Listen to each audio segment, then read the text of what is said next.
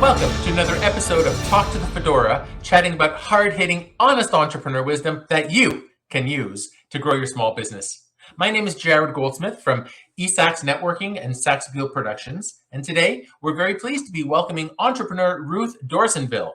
Ruth is a globally recognized marketing strategist, certified leadership expert, and best-selling author from Wall Street executive to founder of a multi-company legacy brand. Ruth helps CEOs solve the three problems that quietly cap every company's growth: who's on the team, how they lead, and how they market and systemize what they've built.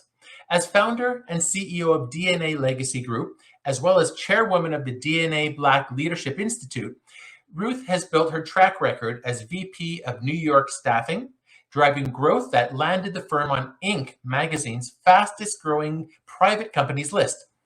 Through DNA's social media marketing, she's also built automated marketing systems that give founders and executives consistent visibility and lead generation.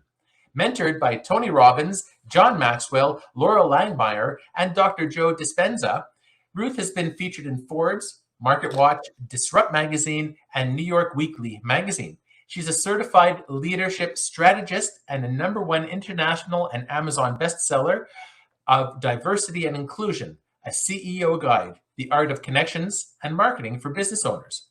Most importantly, she's the wife of Bruce Holtz and the bonus mom of Nyasha. Ruth, thank you so much for joining us today.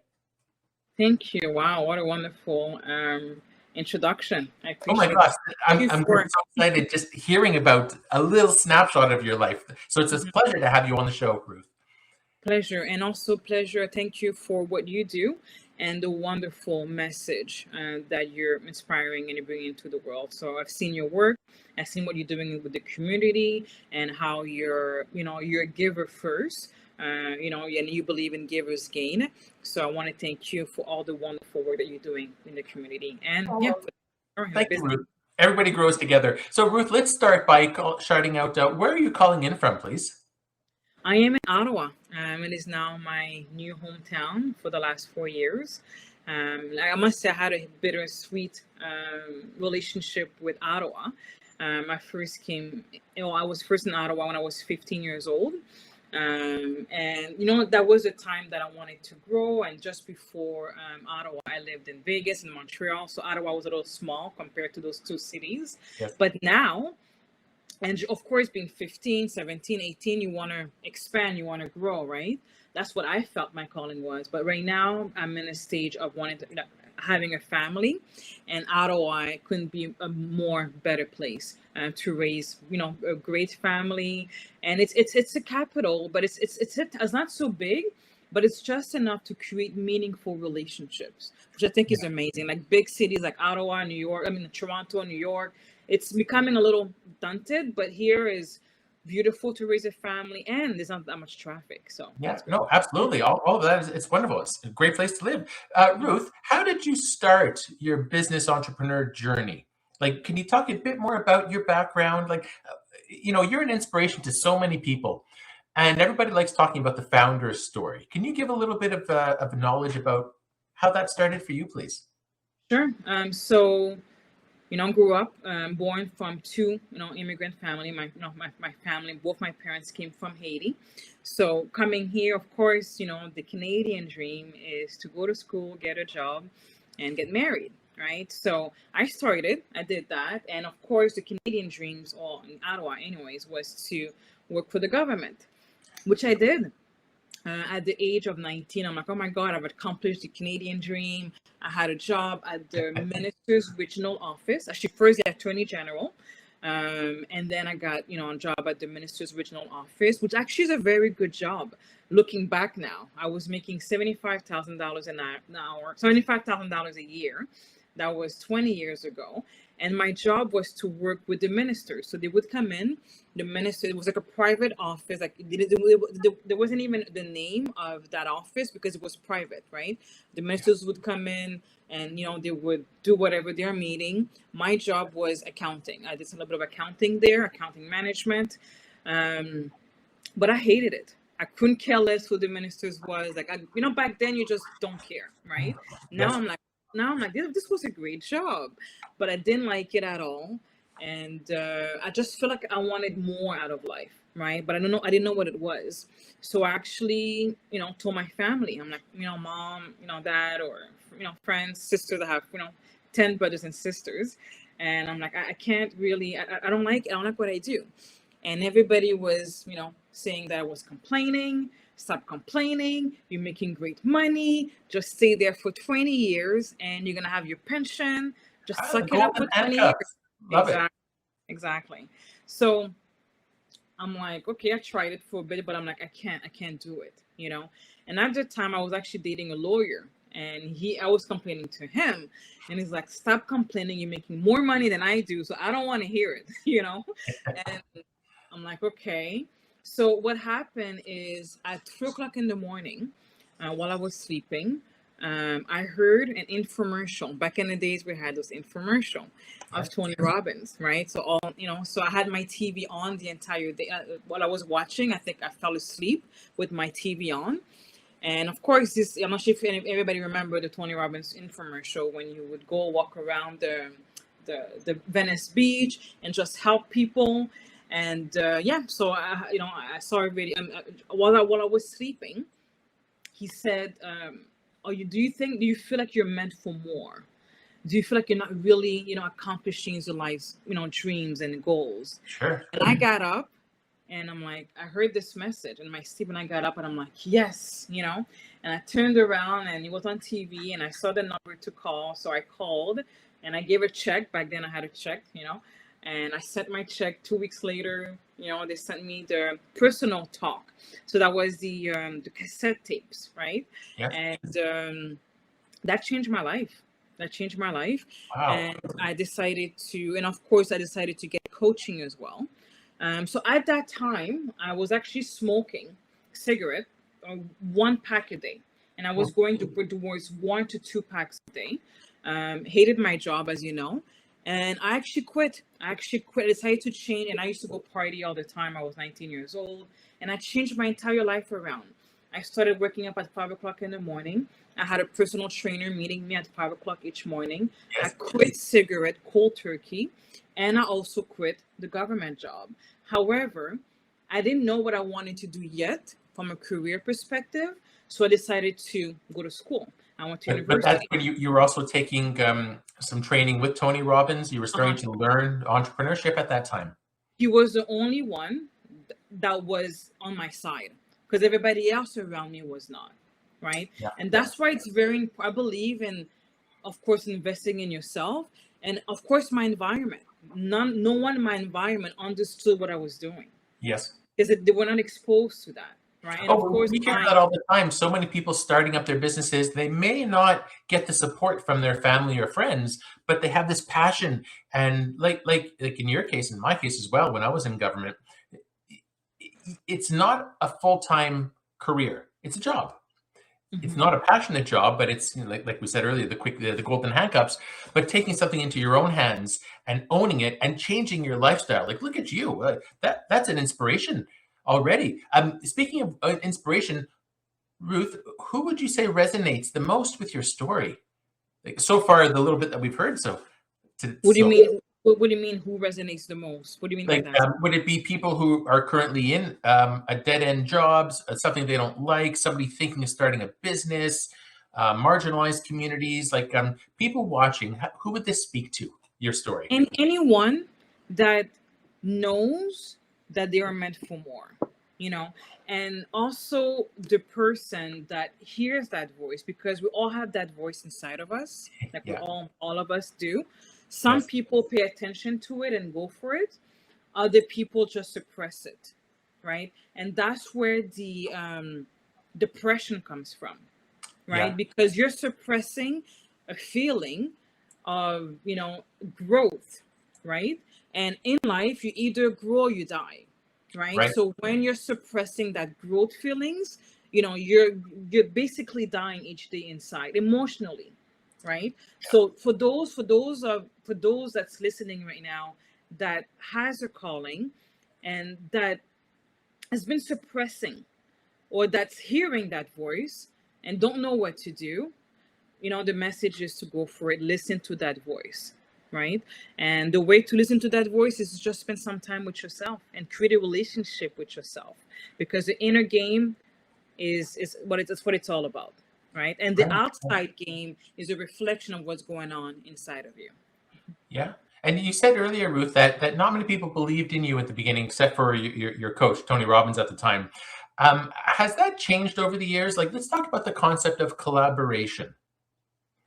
Like, how Yeah. do you bring people on board to see your vision, to help out, when you start hiring staff? Yeah. Can you talk about that, please? Yes. So in terms of collaborating, one thing I've realized, and I still do, is that the people that I love that are around me, it's okay for them not to get it. I'm not here to, you know what I mean? Like, everybody has their own path. And one of the things that I've learned from one of my friends actually is to accept people as they are. And Yeah. actually, I was watching a video recently by Maya Angelou, Oprah, interviewed Maya Angelou, and she says, when somebody shows you who they are, believe them, right? So if somebody loves not growing and staying in, that's fine. You could still love them the way Yes. that they are, but if you're meant for something more, then the collaboration is in those groups. So I believe in investing in those groups. I invest in mentors on a regular basis about, different parts of my life. And within those groups, I don't have to look so far, because they already have that mindset. They already want to grow, right? So it's easier to find a group of people that already have the similar mindset and just expand and, grow with each other that way. Right. I'm glad you brought that up. I'd like to talk about the concept of mentorship or coaching, because some of the most successful business owners out there, like yourself, they have received some. And do you coach as well, like to pass it off, pay it forward? I do. Well, right now, I actually have a program that I put in together not too long ago. I used to have it before. I put it again. It's called a DNA, Daily Reset, which is an opportunity every single morning to rewire your brain, because we've got over 60,000, 70,000 thoughts each day.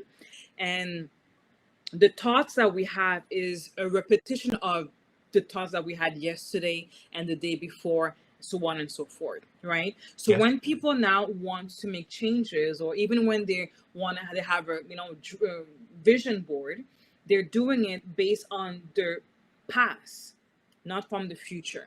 So Right. this particular daily morning ritual is to create a new self. And that's the way, in order for you to accomplish things that you've never accomplished before, you literally have to say thank you from that particular person that got you to where you are. Create a funeral, like literally create a funeral for this person, and thank them. But now I need to create a new person to be able to accomplish something that I've never accomplished before. So that's the kind of I don't like the word coaching, but I guess it is coaching. But it's a group setting where we help you to with your mindset, and again the inner game, because that is everything. Oh, so much of it is that inner game. And when we talk about moving forward in business, it's always forward thinking. It's never back. Yes. Yeah. Yes. And Yeah. Ruth, one of the ways that I've noticed that you've helped people is you're a best-selling author. How did that come about? How did you start wanting to write? And can you talk a bit about some of your books, please? Actually, I have my first book is actually called The DNA of Happiness. This one hasn't been published yet. It's actually in the New York Times best-selling author strategy. So in order for you to become a New York Times bestseller, it takes years, and you have to pre-sell for years in advance, right? So that book is a book that's actually very dear to me, and that talks about my story, and it's actually very intimate. And I remember when I first wrote, I was crying. I'm like, I shouldn't be writing a book. I should be going to therapy, But what I love about authors is that it's a healing journey for us. Yes. We get to heal along the process, because we get to express ourselves and then share that, be vulnerable enough to share it with the world. So just that by itself, it's like we're being exposed, but we know that we're doing something great by being able to share a message with other people. So I feel that was the first book that I have, and the one I started sprinting. And then the second book came in during the Black Lives Matter movement during COVID. I remember being in the house and going insane. I'm like, how can I help? How can I be of service? Right. And Yep. I've also started another company, DNA Diversity Executive Search, which is an opportunity to help people at the executive level to be accepted. So a lot of companies, when you go to companies, they say that, oh yeah, we have diversity, but then they're the admin staff or they're working at the lower positions. So what we wanted to do is to create diversity at the upper management executive level. Because those people are the representative of the customers that are buying their product. Yes. So yeah, we created a company there. So I also wrote a book about it called Diversity and Inclusion, a CEO guide, just to help with the whole how to create an inclusive culture. So that's my second book. And my Oh, third book was The Art of Connection, which is a collaboration. That one came in international bestseller. It was actually on New York Times, the Square thing. So it was yes. there. Yes. We've got, it's actually published in the library and Congress. It's just everywhere. So that book, became, very international bestseller. And the third one, which is coming up within the next month or so, is called Marketing for Business Owner, which actually we have a launch coming up September 10th. If people want to show up, it's private. Well, it's a private. You have to register, which we'll be able to give you the link after September 10th at 7 o'clock at the Reader Club. And this one we're looking to make it. It's in the process right now of becoming an Amazon bestseller. Oh, that's amazing. What good inspiration that is, Ruth. That's exciting. When you have all of these books and the different businesses that you have and, helping the community, how do you keep branding on track? Like, do you have some suggestions, some tips on branding? This is a very great subject because I was struggling with that for a while because Hmm. I've been known in the recruitment space for 20 years. I Yes. built and sold a company for $50 million. And that's like recruitment, right? But I've always done marketing, but I've done marketing for the recruitment industry. And I wanted to expand myself mainly on recruitment because, honestly, I was actually tired of being on the phone 24/7. And I'm like, I want to be able to talk more about the system. But everybody knows me as the recruiting person, right? So Yes. what I decided to do is to jump and do it anyway. And also remember that the companies are not the brand, I am. So I get to define what I would like to talk about or speak about or be about, right? And it will take a shift, but as long as you stay focused on your why, and my why is for me to be the brand and share, all those social media, whatever, email, my Yes. platform, the good thing that I'm doing for and serving them, then that's what that matters. So I go back to again the inner game. What do I want to share, and focus on that. I am the brand, not the products, the services, or yeah, that's what. Yeah. Yeah. Oh, I love it. Yeah, I can relate myself. With all of these moving parts, Ruth, many entrepreneurs, they have different levels of it, ways to bring income in. Everybody says you have to diversify, where the funds are coming from. Mhm. What about money or cash flow tips for the small businesses or people thinking of starting a business? Do you have any suggestions or thoughts about that, please? Yes. So first, in order to make money right away, what I would suggest, of course, is to find find your passion, and you could work with your passion.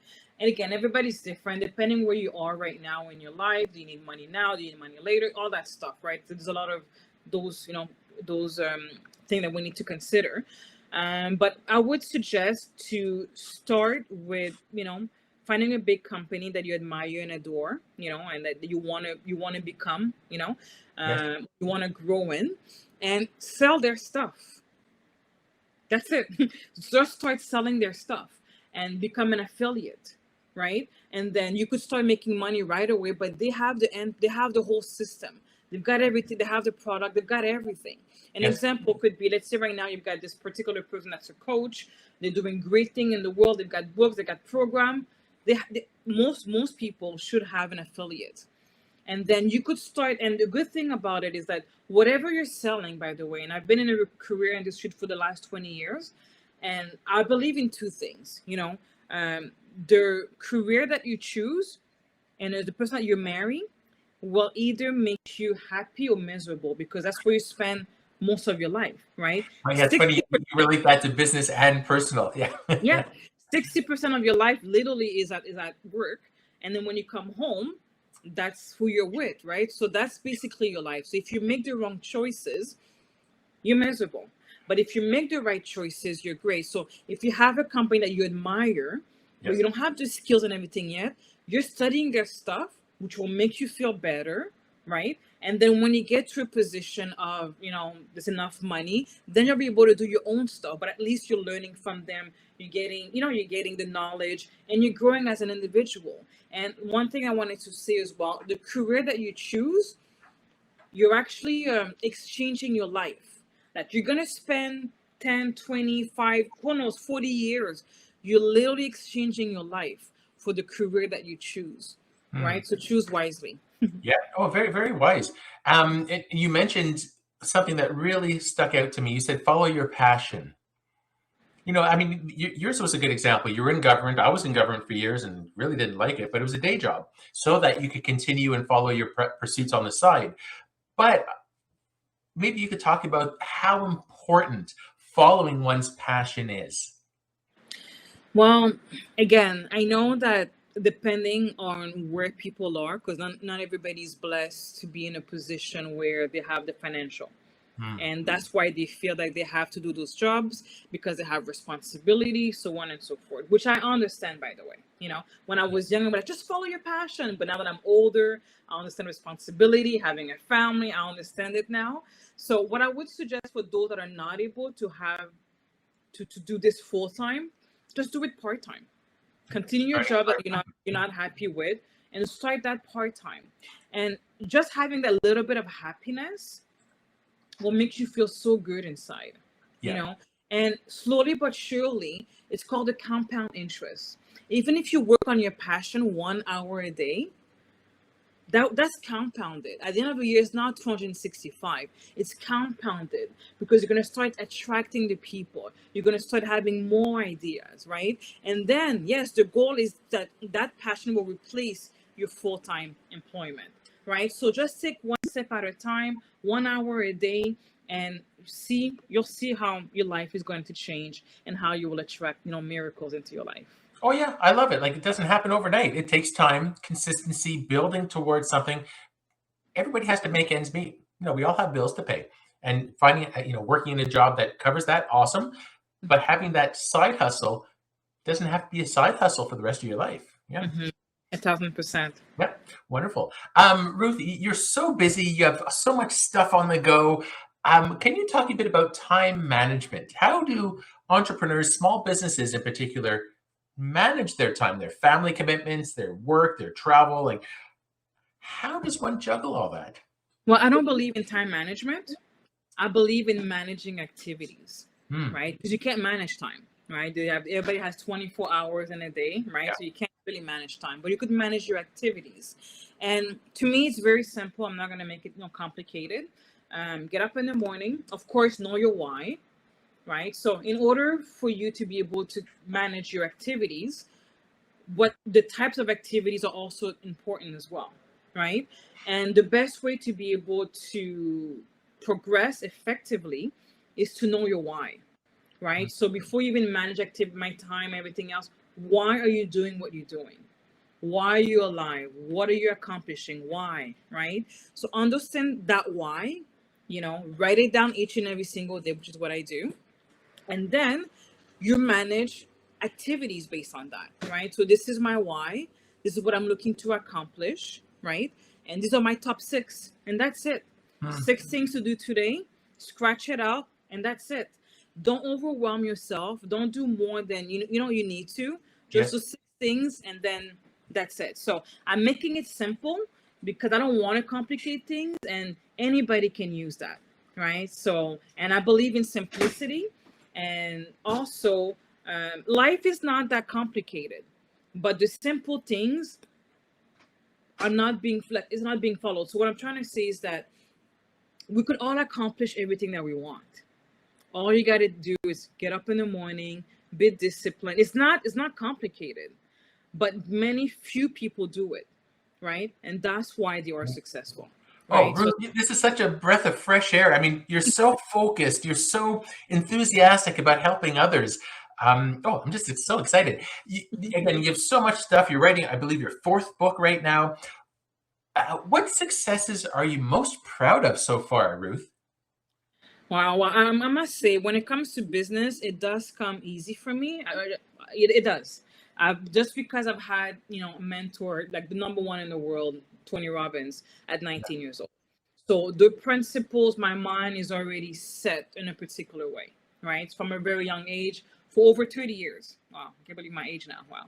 So yeah, so that's business. But Yes. family is very new for me, right? Like it's only been 4 years. My bonus daughter, right? So I met her when she was 9 years old, Yeah. right? So I'm like, okay, wait a minute, what's going on here, right? And I was single for 12 years before I met my husband, so I was traveling, doing all that stuff. That's natural for me. But now, being in a home with somebody else, my husband, different values. Well, we have similar values, but different goals, different everything is just the dynamic. And a blended family, it's different as well as a regular family, right? So a regular family, the mom and dad, they meet each other, they have a child. This is like, there's already a story that's coming in, right? Some of it, or a lot of it is abandonment, right? So Mm, there's like divorce, all that stuff. You know what I mean? Like sure. abandonment, and then we're Yeah. starting with that. So I find that everything that I've learned and all of my, I also have certification in like leadership, neuroscience, hypnotherapy, coaching, all that stuff prepared me for a family life because I need to use all of them in this family, and it's great. And true leadership at the house. If you get a teenager to Yeah. follow you're a true leader. Okay, so leadership is like tested and true. Yeah. Oh, I love it. And of So course, you knew the question was coming, the other side of it. Would you care to talk about some of the challenges or even failures, adaptability, resiliency, work-life balance, lessons learned, that sort of thing? 100%. So right now, again, as I mentioned, my family home is something that I'm Yeah. learning, and I feel that, of course, it's going well. But when you're really good at one thing, like business, Yeah. and the family is not as really well as you would want it to be, and I'm so used to be able to manage, and I can't do that anymore. I can't fire people. I can't fire them, right? I have to actually work and live, and so that's been an interesting journey, but it's been the most rewarding as well, right? Coming home and knowing that you have your loved ones, you know, and people say, accept them the way that you are, that way that they are. It's easy for me to say, like, accept people the way that they are, love them anyway. But in a Yeah. family, you actually get to practice what you preach, right? Hmm. So it's been a blessing. It's been a blessing to really grow to your full human potential, and to see that beautiful soul. My beautiful daughter, she's now 13 going on 14, seeing her growth and looking at the knowledge, I'm like, wow, she's actually listening, because I could see her make great choices in life, right? Yeah. So to me, that's my why, the next generation, and I couldn't be more proud. Oh, that's wonderful. I mean, we hear a lot about burnout and entrepreneurs, are struggling. Mental health is still quite a big issue for entrepreneurs. Would you care to talk about mental health? You talked a little bit about, changing your mindset and waking up earlier and doing something for yourself, but how does one deal with all of these moving parts in life? Well, that's a subject that I'm very passionate about, because I've lived in Bali for 2 years and a half, which is a completely different way of living. And I remember when I went there, I'm like, what are we doing here in North America?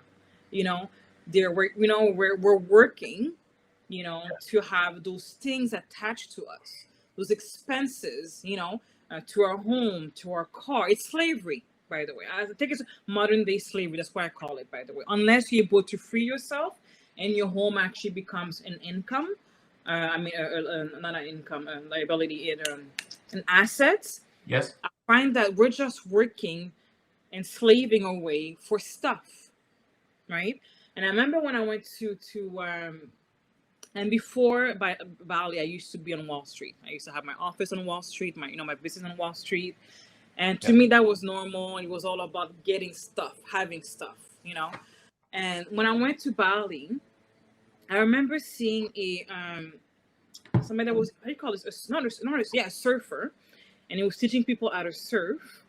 And I remember he didn't have much, but I remember him being so happy for really being like doing what he loves and Yeah. actually getting paid whatever money it was. It doesn't matter because he was living his life, was living his, passion. And it was just so beautiful to see. And I had a completely different way of seeing life and respect people that are doing the job that's not so much money, but they love it. They were at peace. They were happy, right? So coming back now here in North America, and my husband actually, so a lot of our fights sometimes is that mindset because he hasn't seen what I've seen over there, and he believes in all that stuff. Not stuff, but like working hard. I'm like, I don't believe in working hard. I believe in working smart. Yeah. I believe in delegating. I believe in, so to make a long story short, when it comes to mental health, it's not the people's fault.